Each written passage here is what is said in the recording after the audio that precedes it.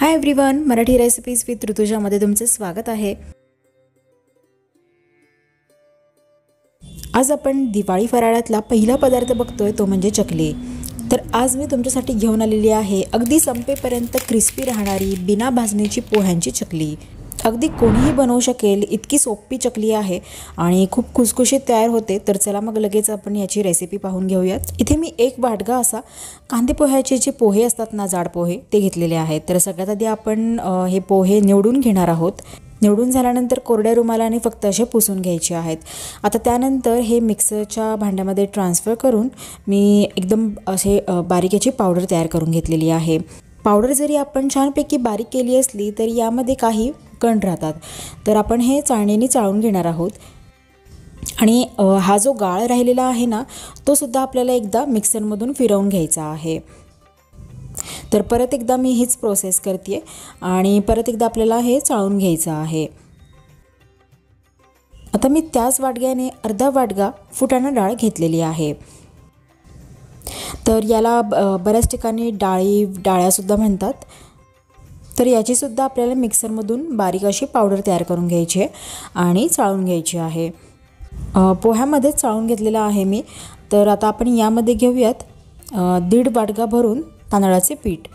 इथे मी जे रेडीमेड तांदळाचे पीठ मिळते ते वापरलेले आहे। तर 1 वाटगा पोहे, अर्धा वाटगा फुटाणा डाळ आणि 1.5 वाटगा घेतलेला आहे तांदळाचे पीठ।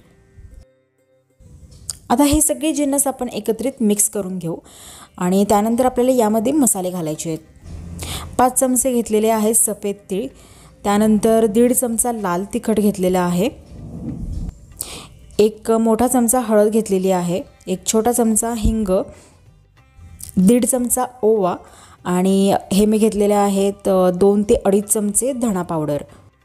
तर इतके मसाले लागतात। तर हे सगळे मसाले आपण या पिठामध्ये टाकून घेऊ।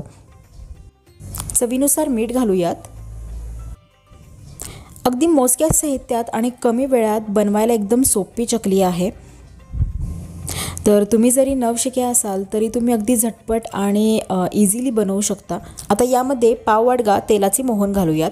तेल मी चांगलं कडकडीत गरम करून घेतलेलं आहे। हलकासा धूर निघेपर्यंत गरम करायचं आणि मग या एकत्रित केलेल्या पिठावरती टाकून आपल्याला हे पहिल्यांदा पळीने मिक्स करून घ्यायचे आहे। तेल सध्या आता गरम आहे, त्यामुळे आपण चमच्यानेच हलवून घेऊ, पिठाला व्यवस्थित लावून घेऊ आणि जेव्हा हाताला सहन होईल तेव्हा आपण हाताने असं पिठाला चोळून घेणार आहोत। पिठाच्या प्रत्येक कणाला मोहन लागलं गेलं पाहिजे। तेलाचं प्रमाण नाही इथे अजिबात चुकवायचं नाही आहे, कारण तेलाचे जर मोहन कमी झालं तर चकली कडक होते किंवा चिवट होते आणि जास्त झालं तर अति खुसखुशीत होते, तसेच चकली तेलात विरघळू शकते। तेल चांगलं चोळले गेले की नाही हे बघण्यासाठी असा मुटका करून बघायचा। पीठ एकत्रित होते याचा अर्थ इथे मोहन व्यवस्थित लागलं गेलेलं आहे। आता आपण पीठ भिजवण्यासाठी इथे गरम पाण्याचा वापर करणार आहोत। चांगलं उकळतं गरम पाणी घेतलेलं आहे आणि गरम पाणी वापरल्यामुळे पिठाला बाइंडिंगसुद्धा चांगले येते। पाण्याचं असं काही फिक्स प्रमाण नाही आहे, त्यामुळे लागेल तितकं आपण इथे पाणी वापरणार आहोत। तुम्हाला कदाचित कमी पाणी लागू शकतं किंवा जास्तही लागू शकतं, फक्त पाणी इथे गरमच वापरायचं आहे। 2 गोळे करून मळलेला आहे, जेणेकरून मळायला सोपे जाईल आणि सैलसर असं भिजवायचं आहे पीठ। जास्त कोरडं किंवा जास्त कडक असं ठेवायचं नाही आहे। पीठ मुरवायला 15 मिनटं आपण साईडला झाकून ठेवूयात आणि 15 मिनटानंतर लगेचच आपण याच्या चकल्या तयार करायला घेणार आहोत। आता यामधील लागेल तसं पीठ बाजूला काढून घ्यायचं आणि असंच कोमट पाणी घेऊन चांगलं मळून घ्यायचं। 2-3 मिनटासाठी परत एकदा आपण मळून घेऊ आणि हे जे बाकीचे पीठ आहे ते परत झाकून ठेवायचं, जेणेकरून कोरडं पडणार नाही। तर बघा, कोमट पाण्याचा हात लावून मी इथे चांगलं असं मळून घेते। यावरती चिरा राहता कामा नयेत, हलक्याशा चिरा असल्या तरी चालतील। लागेल तसं पीठ मळून झालं की पहिल्यांदा आपण चकलीच्या सोऱ्याला आतून तेल लावून घेऊयात। चकलीच्या प्लेटची जी खरखरीत बाजू असते ती खाली घालायची, ज्याच्याने चकलीचा आकार चांगला आणि चकली काटेदार बनते। आता हे मळलेलं पीठ आपण या सोऱ्यामध्ये घालून घेऊ। पिठाचे थोडे थोडे गोळे घालायचे नाहीत, तर एकत्रित घालायचं, कारण गोळे घातले तर यामध्ये एअर राहू शकते। उरलेले पीठ आपण साईडला काढून ठेवणार आहोत आणि झाकून ठेवायचं आहे। बटर पेपरवरती गोलाकार वेढे देऊन चकल्या पाडून घ्यायच्या आहेत। पहिला वेढा देऊन अशी चकली पाडायची आणि एक 3-4 वेढेपर्यंत आपण चकली तयार करणार आहोत।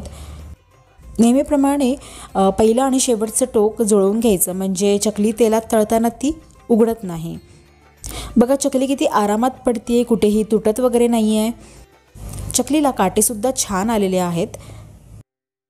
एका वेळेला 5 ते 6 चकल्या करून ठेवायच्या, जास्त करायच्या नाहीत, नाहीतर त्या सुकतात आणि सुकल्यानंतर तेलामध्ये पसरू शकतात। त्यामुळे एक घाणा होईल इतकेच आपल्याला चकल्या आता तयार करून ठेवायच्या आहेत। आता बटर पेपर हातावरती उलटा करायचा आणि चकली अलगदरित्या गरम तेलामध्ये सोडायची।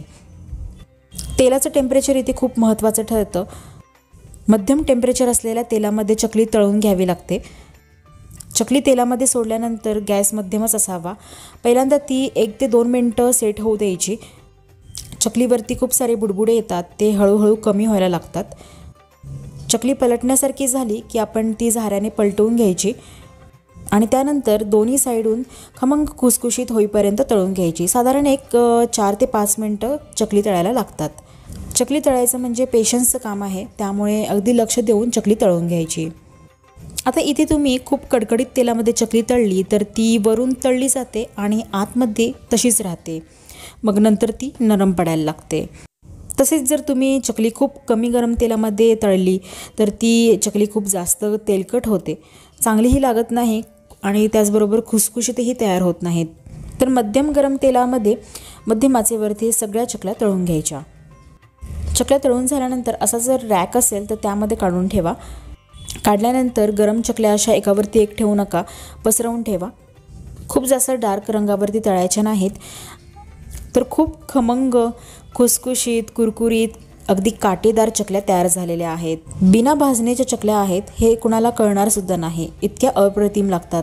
तुम्हाला मी यामधील एक चकली तोडून सुद्धा दाखवते की किती कुरकुरीत तयार झालेल्या आहेत। एक वाटग्याचं प्रमाण घेतलेलं होतं, त्यामध्ये साधारण 50 ते 51 मध्यम आकाराच्या चकल्या तयार होतात। चकल्या नीट थंड झाल्या की एका एअरटाईट कंटेनरमध्ये भरून ठेवा। डब्यामध्ये भरून ठेवल्यानंतर अगदी संपेपर्यंत क्रिस्पी राहतात, नरम पडत नाहीत। सोपी रेसिपी आहे, त्यामुळे वाट कशाची बघताय, लगेचच या चकल्या बनवायला घ्या। आजची जर तुम्हाला ही रेसिपी आवडली असेल तर व्हिडिओला लाईक आणि शेअर करा, चॅनलला सबस्क्राईब करा। भेटूयात आपण नवीन अशाच वेगवेगळ्या व्हिडिओंसोबत। Till then take care, bye bye.